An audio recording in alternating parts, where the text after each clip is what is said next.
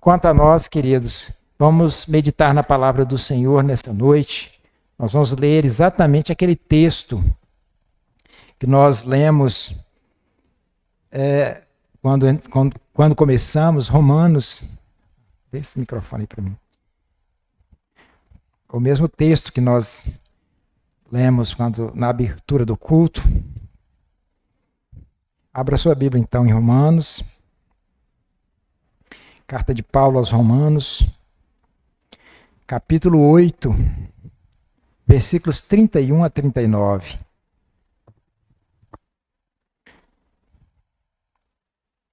Já está também projetado. Diz assim a palavra do Senhor: que diremos, pois, à vista dessas coisas? Se Deus é por nós, quem será contra nós?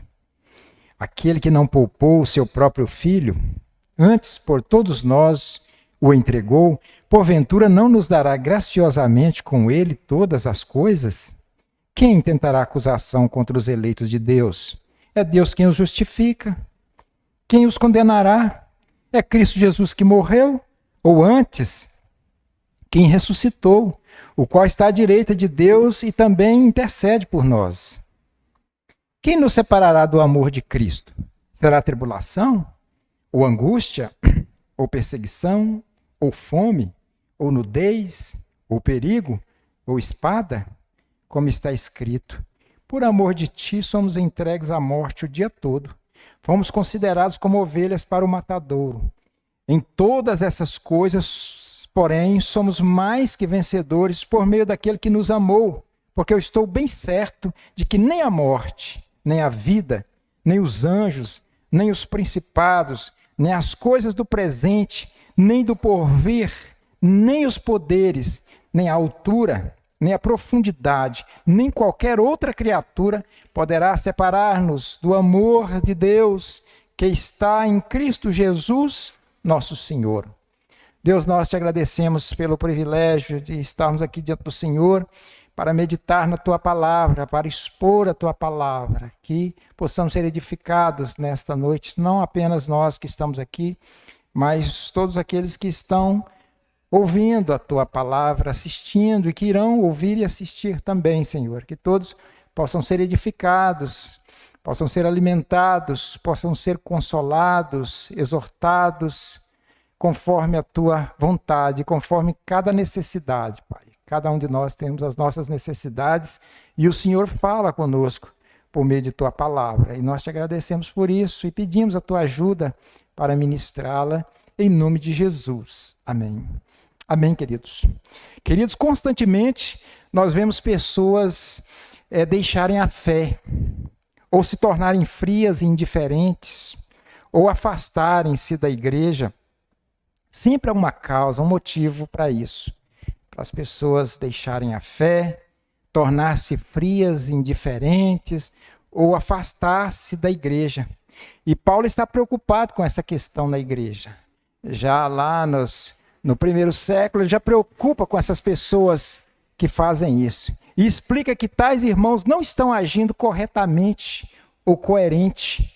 Porque uma vez que nada pode nos arrancar de Jesus, a não ser nós mesmos, essas coisas não podem afastar-nos do Senhor. E se nós não vigiarmos, não prestarmos atenção, nós acabamos afastando de Jesus, porque nós podemos afastar dele.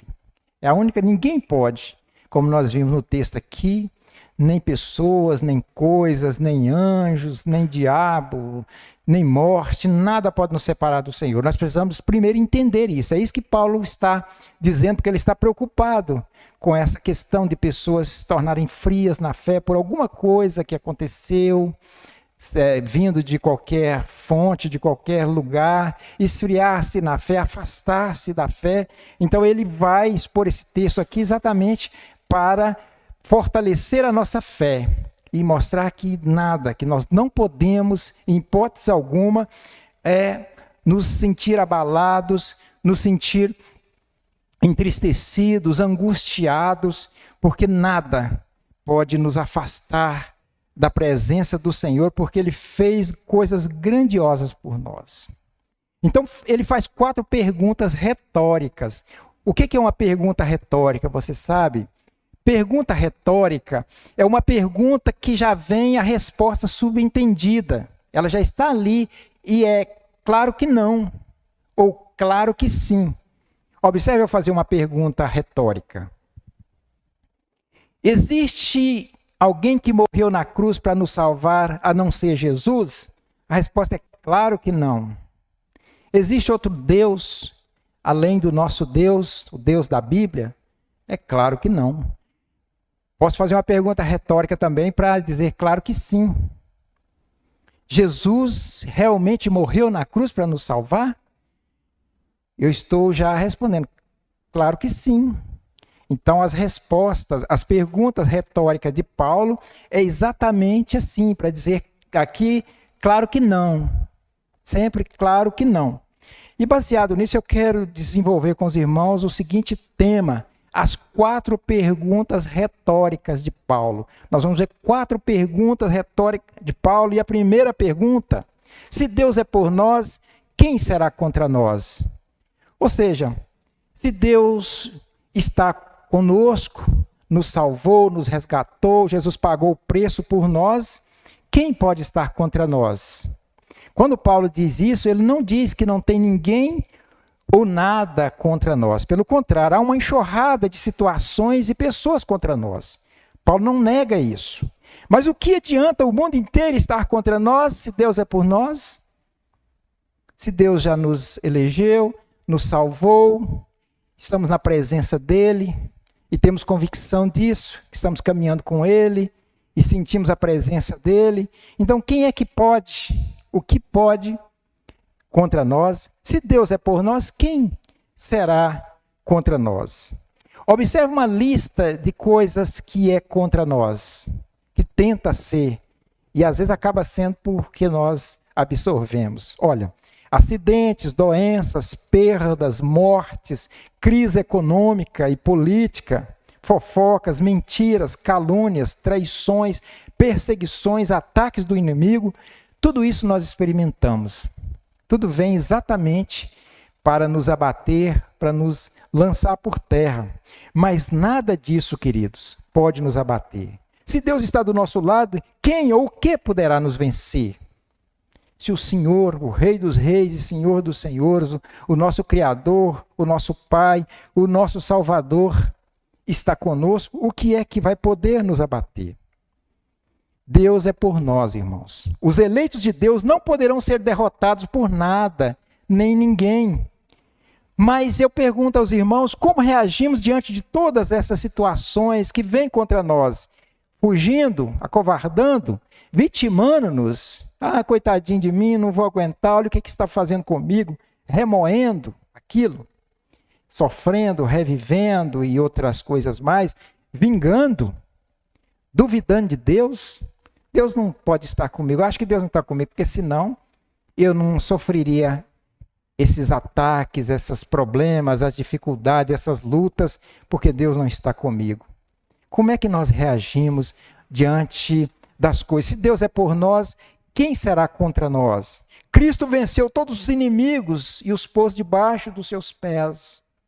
E Ele está conosco, queridos. Tudo que vier de Deus para edificar sua vida, receba. Tem pessoas, queridos, que aproximam de você, você sabe que vem graça, vem edificação, vem a bênção do Senhor, não é assim? Qualquer palavra, qualquer coisa que Ele fala é bênção para você, para o seu crescimento, para as suas bênçãos. Mas nem sempre é assim, às vezes não é assim, é o contrário. Mas o que não vier de Deus, trate como deve ser tratado. Despreze, ignore, não deixa grudar em você. Você não pode absorver isso. É isso que Paulo está falando, explicando para você. Se Deus é por nós, quem será contra nós? O que adianta? É só eu tomar posse disso. Não pode, ninguém pode. Eu estou com o Senhor.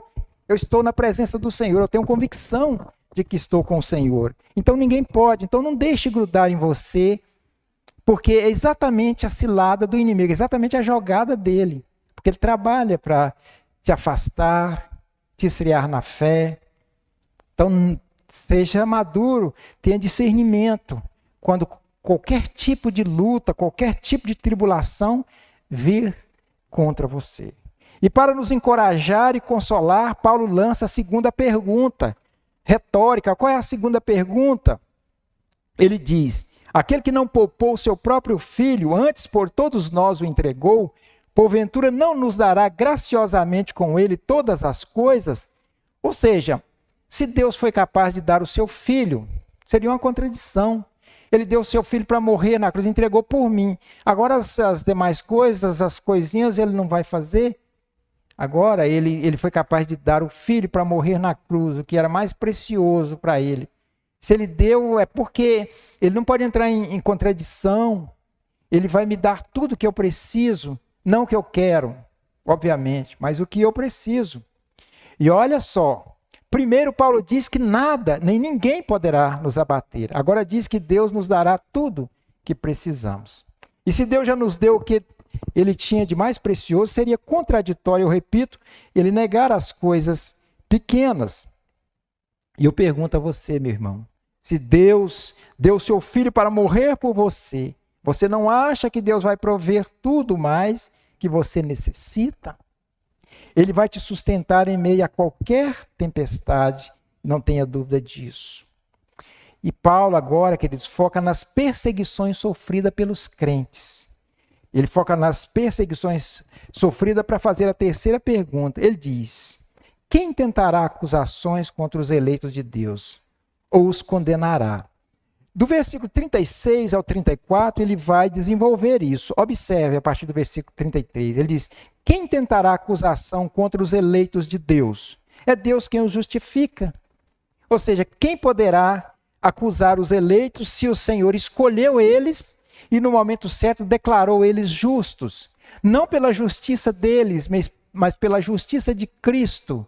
O Senhor, se o Senhor os declarou justo, como alguém pode acusá-lo? E ele prossegue: quem os condenará? É Cristo Jesus quem morreu? Foi Jesus quem morreu na cruz e pagou o preço. Ninguém morreu por mim, a não ser Cristo, então ninguém pode me acusar. Porque ele morreu e pagou o preço. E não só isso, ele continua: ou antes quem ressuscitou, o qual está à direita de Deus e intercede por nós. Ou seja, além de ele ter pagado o preço na cruz, pagado a minha dívida, agora ele está nesse exato momento à destra de Deus, na presença de Deus, à direita de Deus, advogando por mim. Então, quem é que vai poder me acusar, me condenar, se o Senhor já pagou o preço, o Senhor já me elegeu, Deus Pai? O Deus Pai me elegeu e me declarou justo pela justiça de Cristo. E Cristo morreu na cruz, pagou o meu preço e agora está intercedendo por mim. Então, quem é que poderá me acusar ou me condenar? E eu peguei aqui uma anotação aqui de um comentarista que diz o seguinte, ele diz o seguinte: quem tentará acusação contra nós? Certamente muitas vozes se levantaria contra nós. A nossa própria consciência nos acusaria, o diabo, que a Bíblia chama de o acusador, além de muitas pessoas que certamente teriam prazer em nos apontar um dedo acusador. Mas Deus, o supremo juiz, já nos declarou justos diante do seu tribunal. Deus nos escolheu e nos justificou. Muitos gostariam não só de nos acusar, mas nos condenar. Mas Cristo morreu em nosso lugar exatamente para nos livrar de toda e qualquer condenação. Porque nenhuma condenação há para os que estão em Cristo Jesus. A minha justificação, queridos, a sua justificação não é baseada no que fiz ou tenho feito, ou que você fez ou tenha feito, mas no que Cristo fez. Porque lá em Romanos 8:1 diz assim: agora, pois, já nenhuma condenação há para os que estão em Cristo Jesus. Romanos 8:1. Agora, pois, já nenhuma condenação há para os que estão em Cristo Jesus. E Paulo conclui com a quarta pergunta. Paulo conclui com a quarta pergunta. Ele diz: quem nos separará do amor de Cristo? Quem nos separará do amor de Cristo? E aí ele coloca uma lista de adversidades que acontece, que pode sim nos afastar se nós assim permitir, mas nada pode nos afastar. E ele coloca aqui essa lista a partir do versículo 35 até o 37. Ele vai colocar uma lista de coisas que, se nós não vigiarmos, se nós não atentarmos para ela, nós podemos fraquejar e acontecer o que eu já falei, esfriar na fé, abandonar a igreja, questionar Deus, enfim. Que lista é essa? Vamos lá então, a partir do versículo 35. Ele diz: quem nos separará do amor de Cristo? Será tribulação? Tribulação pode me abalar, me afastar do amor de Cristo? Lembrando, queridos, que o amor de Cristo aqui, quando fala quem me poderá afastar do amor de Cristo, o amor de Cristo é um relacionamento de Cristo comigo, porque Cristo me ama e eu amo Cristo também. Então nós temos um relacionamento de amor. Então esse relacionamento, ele deve continuar, ele continua. Se eu não quiser, se eu deixar que as adversidades me afaste desse amor, mas eu estou em amor, nós estamos num relacionamento de amor, eu e Jesus, Jesus e eu. Então é isso, quem poderá me separar do amor, desse relacionamento de amor que eu tenho com o Senhor Jesus? Quem nos separará do amor de Cristo? Será tribulação? É o seu caso? Ou angústia? Ou perseguição? Ou fome? Ou nudez? Ou perigo? Ou espada? Como está escrito: por amor de ti, somos entregues à morte o dia todo. Fomos considerados como ovelhas para o matador. Em todas essas coisas, em todas, tribulação, angústia, perseguição, fome, nudez, perigo, espada, em todas essas coisas, somos mais que vencedores em Cristo Jesus. Então eu sou vencedor. Eu passo por essa tribulação. Não é que eu não passe, mas passando por ela ou não, eu sou mais que vencedor. Porque o Senhor já garantiu a vitória para mim. Apesar de eu passar por lutas, a luta não vai me tirar desse relacionamento. E a vitória é exatamente essa: eu estar nesse relacionamento de amor com o Senhor. Então ninguém pode me tirar desse relacionamento. E aí ele passa a montar agora uma lista, a expressar, a pronunciar uma lista agora de poderes espirituais, de coisas espirituais, né, não palpáveis, que podem nos afastar, se assim nós permitirmos. Se não permitir, não dermos lugar, não vão afastar. A partir do versículo 38 ele diz: porque eu estou bem certo de que nem a morte pode me separar do Senhor. Se eu tiver que morrer, isso não vai me afastar do Senhor Jesus. Nem a morte, nem a vida, nem os anjos, se referindo aos anjos bons, nem os principados, não é, que são os principados, os demônios, dominadores desse século tenebroso, nem os principados, nem as coisas do presente, nem as coisas que estão acontecendo agora, não é tanta luta, nem as coisas do presente, nem do porvir, nem as coisas que vão acontecer, nem poderes, seja coisa forte do que for, nem poderes, nem altura, nem coisas que estão nas alturas, as coisas que estão nas alturas, nem a profundidade, as coisas que estão por baixo, nem qualquer outra criatura poderá separar-nos do amor de Deus que está em Cristo Jesus, nosso Senhor. Então, queridos, essa é uma palavra que Paulo já orienta os irmãos desde aquela época, para mostrar para eles que o crente teria muita coisa, muita força contrária a ele, de todas as naturezas, não é? E parte delas, Satanás está por trás de parte delas, mas às vezes coisas naturais, fenômenos naturais, enfermidades, tribulações, angústias, coisas que acontecem e que às vezes nós esfriamos na fé, não estamos mais assim em sintonia naquele relacionamento de amor com o Senhor. Isso é culpa nossa, é problema nosso, não é? E também o diabo, não é? As artimanhas dele, as setas, as armadilhas, as jogadas, não é? Às vezes usando pessoas, objetos, o que ele puder usar para nos afastar. Ele não quer que tenhamos esse relacionamento de amor com o nosso Deus, com Jesus Cristo. Desde o início, quando Deus criou Adão e Eva, e diz que Adão e Eva tinham um relacionamento de amor com Deus.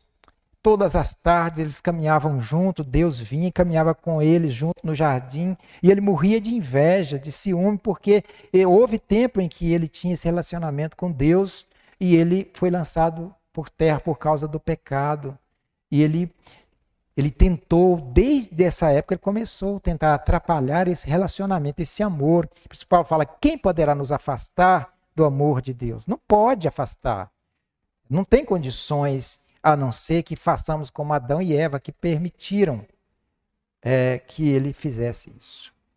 E concluindo, queridos, esta palavra, se Deus é por nós, se não pode existir acusações contra nós, e se não podemos mais ser condenados, Paulo conclui que nada nos poderá separar do amor de Deus que está em Cristo Jesus. Então, irmãos, tome esta breve palavra no coração e permaneça com esse amor, com esse relacionamento de amor com Jesus. Aumente esse amor e não permita que nada, não deixe grudar em você coisas que afastam você do Senhor Jesus. Ignore. Trate com indiferença essas coisas. Tenha um olhar mais altaneiro. Perceba, tenha discernimento. E não permita e saiba disso, que sempre vai haver na sua vida. Porque se há um trabalho que Satanás executa, é esse.